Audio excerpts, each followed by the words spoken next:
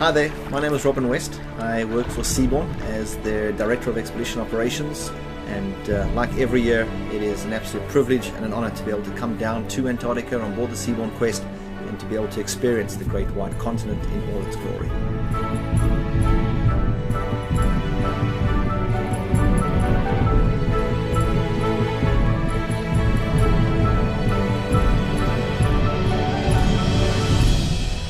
It's very hard to describe to the average person what Antarctica is all about. You show people photographs, you tell them about it, you tell them about what they're going to see, what their experience entails, but it's not until you get down to Antarctica and actually experience it for yourself that you really understand.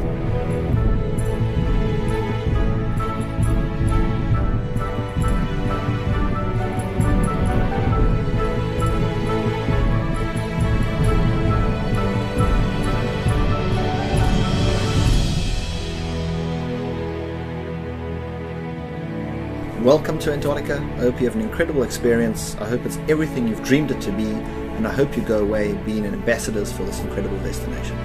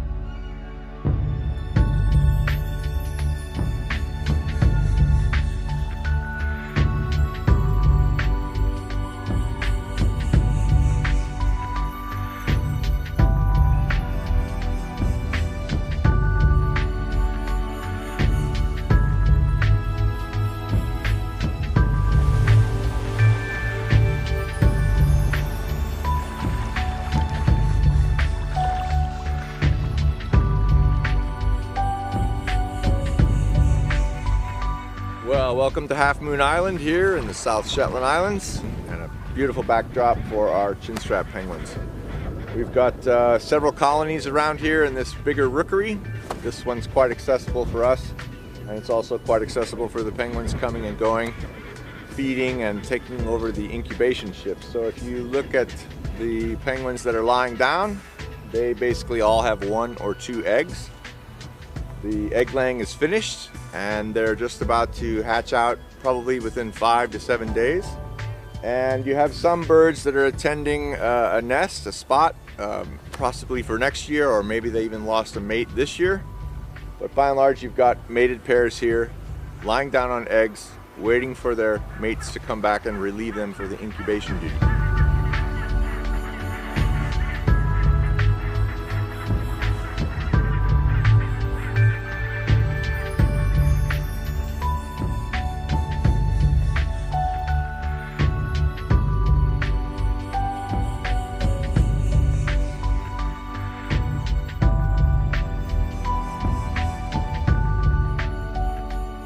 Seven Weddell seals are having a snooze on the snow, enjoying the sunshine as the rest of us are. Weddell seals are one of the champion deep divers, so they're resting up after probably expending quite a bit of energy foraging out in the ocean in the waters behind us here of the South Shetland Islands or the peninsula. In the past couple of years, we've definitely noticed that some individual Weddell seals return to this particular area on Half Moon Island year after year. We can tell them apart by the markings that kind of look like camouflage splotches found on the undersides of their body. So with one photo of a seal belly, you can tell individuals apart, similar to what you can do with things like humpback whales and killer whales for individual identification.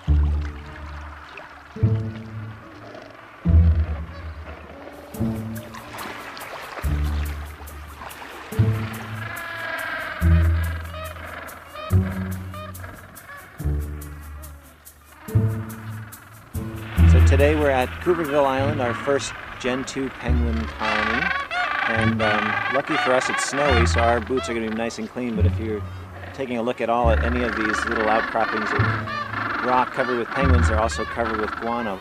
So some of the nests here are quite big.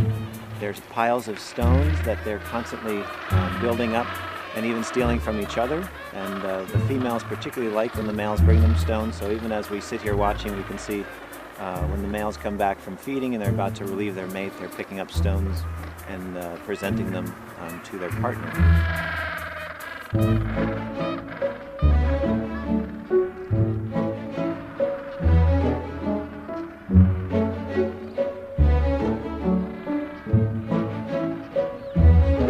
Another interesting thing about this site here at Cooperville Island is the number of penguin highways here. The snow is quite deep, and in fact when we got ashore we had to land right onto the snow because there was no beach, it was all snow.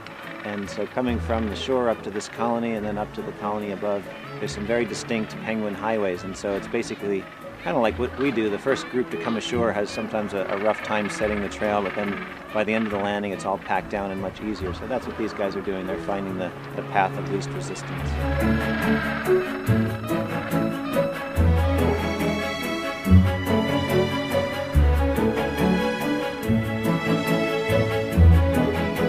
I have to say that Gentoo penguins are probably my favorite penguins. I think all of us, as you travel around and you meet these different penguins, they all have personalities, and I think the Gentoos, maybe because they're so chill, they just sort of sit here and are very relaxed. Maybe it's their portly shape, I'm not sure, but I could sit and watch Gentoo penguins for forever, I think.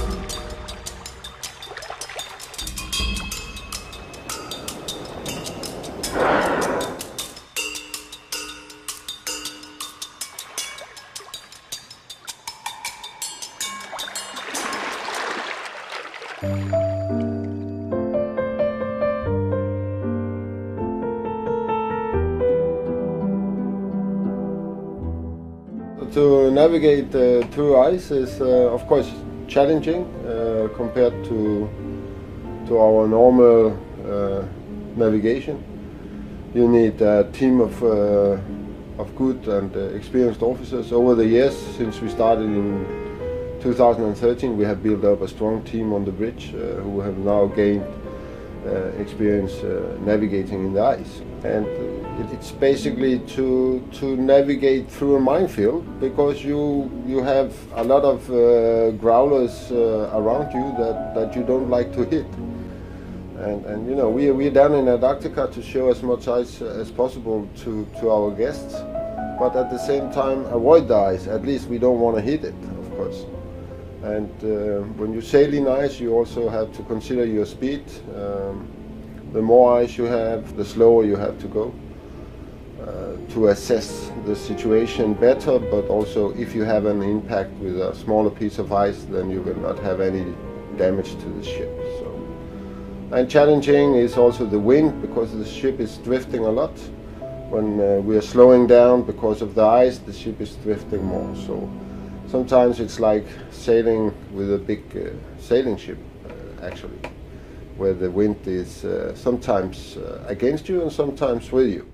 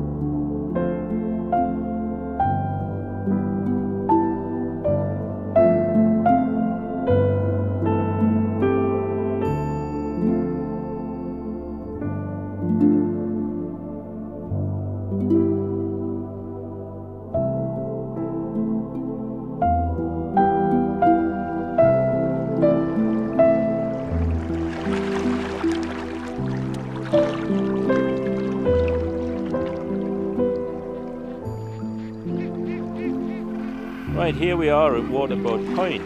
This is a historic site where there was an overwintering party of only 2 young men here in 1921. They were going to be part of a bigger expedition that assembled at Deception Island, but everything went wrong, and so they decided they would do something while they were in Antarctica, and they hitched a ride with a whaling ship. It brought them down here. They found an abandoned waterboat here, which they camped in, and they stayed here for an entire 12 months. They did the first real penguin study on the Gentoo penguins, and then they made a tidal gauge with a water barrel and did the full 12-month tidal study. I mean, these 2 young men, incredible to come down here 12 months, not fully provisioned, and having to live on penguins and seals. I just think it's such a wonderful story.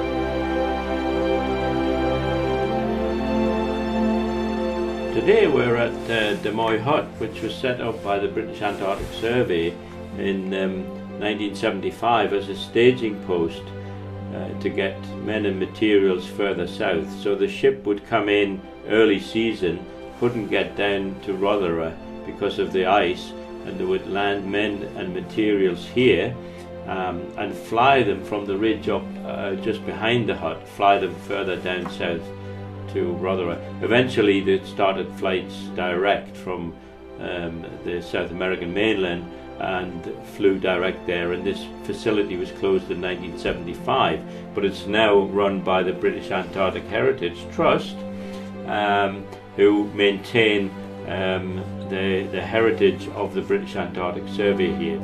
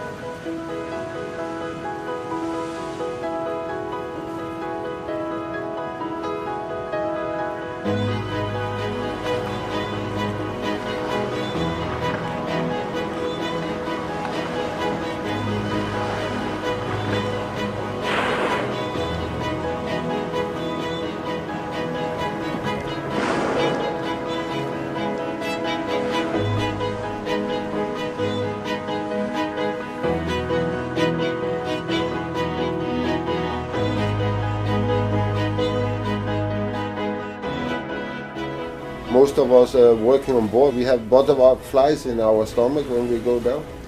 And what makes it special is that it's probably one of the few places on this planet where it's still untouched. Everything is clean, everything is big, you feel small yourself. It's just being on another planet. So personally, I can't get enough of it. And if I get the opportunity, I will hang around down here until I retire.